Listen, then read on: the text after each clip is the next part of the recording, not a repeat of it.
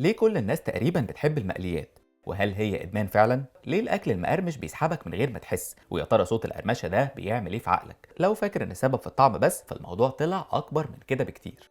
الحقيقة إن حبك للقرمشة والطعم والتوابل والسناكس ممكن يوصل لدرجة الإدمان. تخيل كده إن المقليات دي بتحفز في المخ نفس الأماكن اللي بتحفزها الممنوعات. تفاعل الزيت مع السكر والنشا والتوابل بيحفز هرمونات السعادة في الجسم، بيخليك تحس كده كأنك اتحضنت بالظبط، يعني في مشاعر حلوة، في حنية طالعة من الأكل.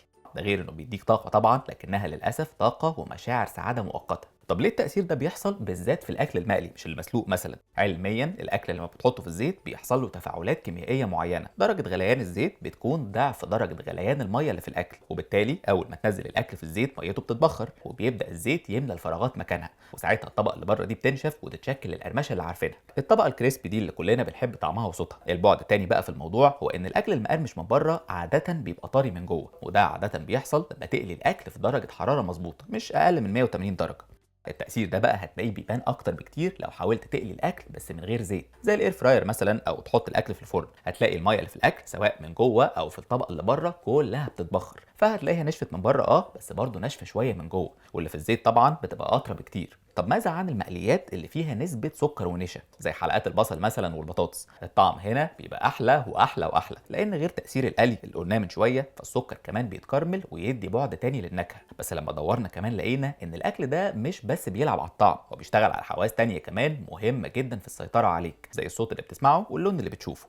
الموضوع بيبدأ من صوت القرمشة اللي بتسمعه وانت بتاكل، بيحفز أماكن معينة في المخ، بيخليك تتخيل الأكل قبل ما عقلك يترجم طعم، لدرجة إن في دراسات سمت صوت القرمشة ده بموسيقى المطبخ.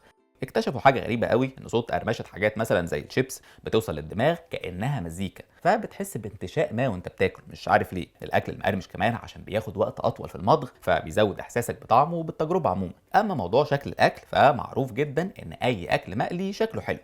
حلقات البصل دي معموله في الزيت شكلها ذهبي كده جميل تفتح النفس، غير خالص المعموله في الفرن غامقه شويه كده، ولو الاتنين قدامك غالبا هتختار الزيت، حتى بصراحه طعمها برضو وقوامها وكل حاجه. البطاطس كمان نفس الكلام، يعني صعب جدا تقارن بين البطاطس المقليه واي نوع تاني. هو انت ممكن تختار النوع الصحي عشان عارف اضرار الزيت، بس الحقيقه يعني لو بنتكلم عن الطعم بس فالمقارنه محسومه.